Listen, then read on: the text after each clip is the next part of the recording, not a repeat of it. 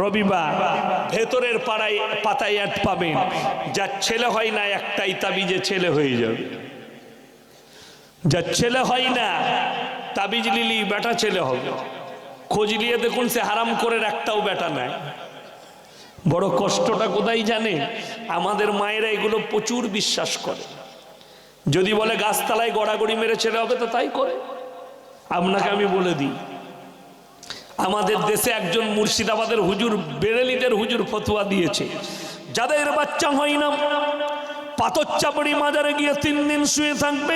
রবিবার ভেতরের পাড়ায় পাতায় অ্যাড পাবেন, যার ছেলে হয় না একটাই তাবিজে ছেলে হয়ে যাবে। যার ছেলে হয় না তাবিজ লিলি বেটা ছেলে হবে। খোঁজ নিয়ে দেখুন সে হারাম করে একটাও বেটা নাই। বড় কষ্টটা কোথায় জানে? আমাদের মায়েরা এগুলো প্রচুর বিশ্বাস করে। যদি বলে গাছতলায় গড়াগড়ি মেরে ছেলে হবে তো তাই করে। আপনাকে আমি বলে দিই, আমাদের দেশে একজন মুর্শিদাবাদের হুজুর, বেরেলিদের হুজুর ফতোয়া দিয়েছে, যাদের বাচ্চা হয় না পাথরচাপড়ি মাজারে গিয়ে 3 দিন শুয়ে থাকবে, তোমাদের ছেলে হয়ে যাবে। এমন আল্লাহ, মাজারে শুলে ছেলে হয়? আমরা শুনেছি স্বামীর পাশে শুলে ছেলে হয়। কথা বলেন ঠিক কিনা? ছেলে কোথায় শুলে হয়? স্বামীর পাশে। এ হুজুর বলছে, জিলাপি হুজুর গুটকাখোর বলছে মাজারে সুগা ছেলে হবে।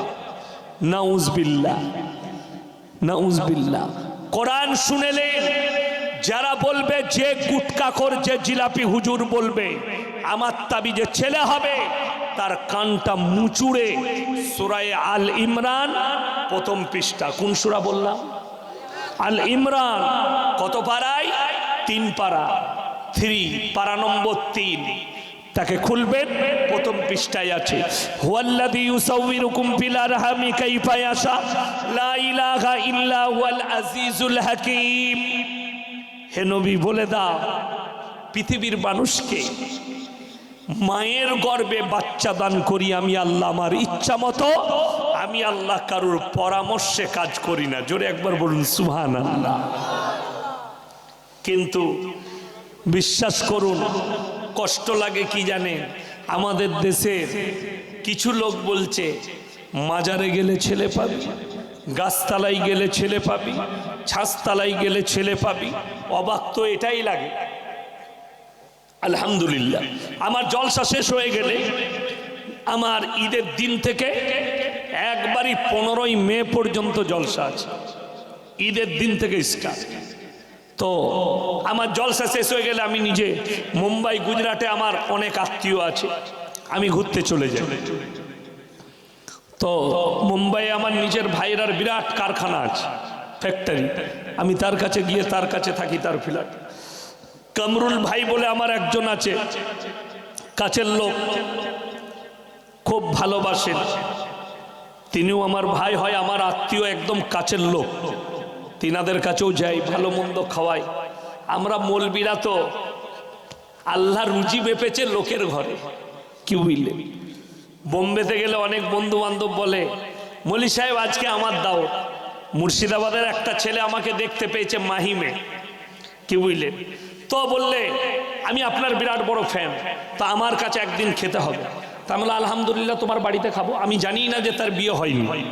তো আমাকে দাওয়াত দিল, আমি চলে এলাম। তো আমাকে বললে চলুন। তো আমাকে নিয়ে গিয়ে বড় একটা হোটেলে নিয়ে গেল, 5 স্টার হোটেলে। তো খাবার শেষে আমাকে বললে, মৌলী সাহেব একটা আইসক্রিম খান। আমি বললাম আইসক্রিম তো খাবো? বলে হ্যাঁ খান, গরমের দিনে কোনো অসুবিধা নাই। তো তাকে বললে এটা আমার খাস লোক, सबसे बढ़िया वाला एक तो आइसक्रीम लगाओ। बोले भाई एक आइसक्रीम का 800 रुपया कीमत है, दुबई से आया है आज ही, लगा दूं? बोले लगा दो। हम बोला अल्लाह जीवने तो खेते पाई ना, लोके अल्लाह दीच, अल्लाह बोलছে তোর রুজি আমি তো ওর কাছে মেপেছি, তুই খা। আমরা ले लिया, চালিয়ে দি। তো আমি আমার প্রত্যেক দিনের মামুল হচ্ছে রাতের বেলায় এশার নামাজ পড়ে খানা খাই, একবারই গিয়ে সমুদ্রের ধারে হাজি আলীর কাছে সমুদ্রের কিনারায় বসি। কেন বসি? ওখানে একটা হোটেল আছে, শুধুমাত্র ক্ষীর পাওয়া যায়। কিসের? ফলের। আপনারা চালের ক্ষীর খেয়েছেন না? খাননি? সেমুই খেয়েছেন? চালের ক্ষীর। ফলের পায়েস পাওয়া যায়, শুধু ফলের, অনলি ফর ফ্রুট, ফ্রুটের পায়েস। তো আমি সেখানে খাই, বসে বসে মজা দেখি। কি জানেন, বড় বড় ধনীরা বিএমডব্লিউ, মার্সিডিজ, ওডি, জাগুয়ার, দামি দামি গাড়ি আসছে, এসে লাইন দিয়ে দাঁড়িয়ে যাচ্ছে পার্কিং করে, আর তারা 5,000 10,000 টাকার চাদর কিনে নিয়ে গিয়ে হাজি আলী বাবার মাজারে চাদর চড়াচ্ছে, আর চড়িয়ে বলছে বাবা हमको माल दे दे, बाबा हमारा कारोबार में बरकत दे, बाबा हमको एक तो बच्चा दे दे। बाबा की करे सुनते पाई আমার জানা না, গিয়ে চাইছে। আবার ওরা যখন ওখান থেকে বেরিয়ে আসছে, রাস্তায় ভিখারিরা বসে বলছে আল্লাহ কে নাম পে দে দে বাবা, আল্লাহ কে নাম পে। হালা তুই চাইছিস মাজারে, আর ভিখারি চাইছে তোর কাছে। টাকাটা যদি ওইখানেই মালটা থাকবে তো তোর কাছে ও চাইবে কেন? ভেতরে ঢুকে বলবে বাবা हमको ভিক্ষা দে দে, ও তো কোটিপতি হয়ে যাবে সঙ্গে সঙ্গে। এই মূর্খ দিকে কে বুঝাবে? আমি বলেছি এই আমার মুসলমান ভাইয়েরা, মাজারে চাদর চড়ানো জায়েজ হলে আমার রসুলের কবরটা আসমান পর্যন্ত হিরে মতি মুক্ত চাদরে ঢেকে যেত। রসুলের কবরে জায়েজ নেই, পৃথিবীর আর কোনো মৌলবি মোল্লা পীর ফকিরের জন্য জায়েজ হতে পারে। আমার মুসলমান ভাই মাজারে 10,000 টাকা দিয়ে চাদর দিচ্ছে, হাই রে মুসলমান, মাজারে যে শুয়ে আছে তাকে ঠান্ডা লাগেনি রে মূর্খ, তোর ঘরের পাশের গরিবকে ঠান্ডা লেগেছে। 10,000 টাকায় 10টা ব্ল্যাঙ্কেট কিনে দান করবি, তারা দোয়া করলে আল্লাহ রাজি হয়ে যাবে। জোরে বলুন সুবহানাল্লাহ। কিন্তু বড় কষ্ট লাগে, আমি ইয়াসিন যদি মরে যায়, আমি তো চলে গেলাম, আমার কবরে আমাদের বর্ধমানে জানেন, আমি নাম করব না জায়গার, আবার আমাকে প্রচুর গাল দিবে। এক জায়গায় বর্তমান জেলায় একজন পীর সাহেব মারা গেছেন, তার কবরকে বানানো হয়েছে। কবরের ভেতরে ঘর থেকে একটা ফিলাক গুঁজে তার দিয়ে একটা বাল্ব দিয়েছে। হ্যাঁ ভেতরে। বলে কি ব্যাপার? বলে পীর সাহেবের অসুবিধা হবে অন্ধকার। আমরা পীর সাহেব তো গাঁজা বিড়িও খেত, তো একটু 2-4 বান্ডিল গাঁজা মাঝে মাঝে ভরে দিবে, একটা দরজা রাখলেই ভালো হতো। এর থেকে বড় জাহিলে মুতলাকার কেউ আছে? এর থেকে বড় জাহিলে মুরাক্কাবার কেউ আছে? বড় কষ্টের বিষয়।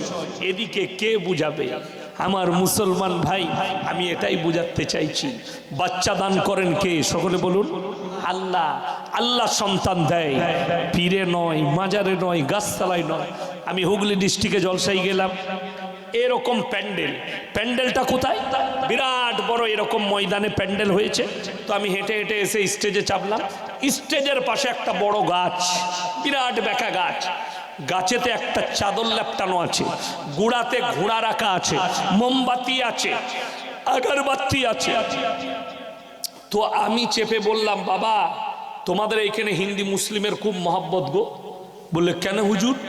আমি বলি এই তো হিন্দুরা এখানে পুজো করে, তোমরা এখানে জলসা করছো। বুঝো ওটা হিন্দুদের নয় হুজুর, ওটা আমাদেরই। আমি বলি এখানে আবার কি হইবে? বলে এখানেই তো পীর সাহেব আছে। আমরা ঘোড়ার ভেতরে আছে না গাছের ভেতরে? আপনারা বলুন, এই নেমো খারাম দিকে জিজ্ঞেস করো। আমাদের দেশের অমুসলিম ভাইরা মাটির তৈরি মূর্তি তৈরি করে পূজা করলে বলে মুশরিক, আল্লাহর সঙ্গে শিরক। ঠিক কিনা কথা বলেন? জায়েজ আছে জায়েজ নেই? যদি ওটা হারাম হয়, ওটা যদি শরীয়তে জায়েজ না হয়, তুমি মাটির ঘোড়া রেখে গাছতলায় চাদর টাঙ্গিয়ে, কলমা লেখার চাদর টাঙ্গিয়ে সিজদা করবে, এটা কি করে শরীয়তে জায়েজ হবে? তাইলে তো তোমরা ইব্রাহিম নবীর বাপের দলের লোক, নমরুদের দলের লোক। কেন? ইব্রাহিম নবী প্রতিবাদ করেছিল এটাই। ইব্রাহিম নবীর প্রতিবাদ এটাই ছিল, কোরআনে আছে সূরা মারিয়ামে তিনি দাওয়াত দিলেন তিনার বাপকে, ইসকাল আলী আবিহি আবাতি লিমা তাবুদ মা লা ইয়াসমাউ ওয়া লা ইউবসিরু ওয়া লা ইউগনি আনকা শাইয়া। হে ইব্রাহিম, হে আমার নবী, দেখো ইব্রাহিম নবী নিজের আব্বাজানকে বললেন। 3টে কাজ ছিল ইব্রাহিম নবীর বাপের। কটা? 3টে। এক হচ্ছে মূর্তি তৈরি করা, মূর্তি বিক্রি করা, মূর্তির উপাসনা করা। যারা পুতুল তৈরি করে, যারা মূর্তি তৈরি করে, পুতুল বিক্রি করে, আপনি মেলায় মেলায় দোকান লাগান, আপনার দোকান আছে, জানদার জিনিসের মূর্তি বিক্রি করা যাবে না। যেমন ছেলেদের খেলনা পুতুল বিক্রি হয় না, হয় না? জায়েজ না শরীয়তে। বাড়িতে রাখলে সেই বাড়িতে রহমতের ফেরেশতা আসবে না। আর আলমারিতে শোকেসের ভেতরে এত বড় কুকুর কিনেছে, কাপড়ের দিয়ে রেখে দিয়েছে, আর ওইখানেই নামাজ পড়ছে। তো এদের কি করে দোয়া কবুল হবে, আর এর ঘরে কি করে রহমতের ফেরেশতা আসবে? চলুন আরো একটু আগে চলুন, আপনাদিকে বুঝাই। আমার মুসলমান ভাই, ওয়ামা তাদরি নাফসুম মাযা তাকসিবু গাদা ওয়ামা তাদরি নাফসুম বিআই আরদিন তামুত ইন্নাল্লাহা আলিমুন খাবীর।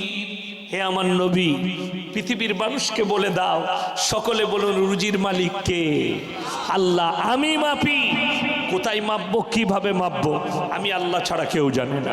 যাদের মনে হচ্ছে মৌলী সাহেব আপনি ভুল বলছেন, ইনকাম করলে তবে খাওয়া যায়, অবশ্যই আপনাকে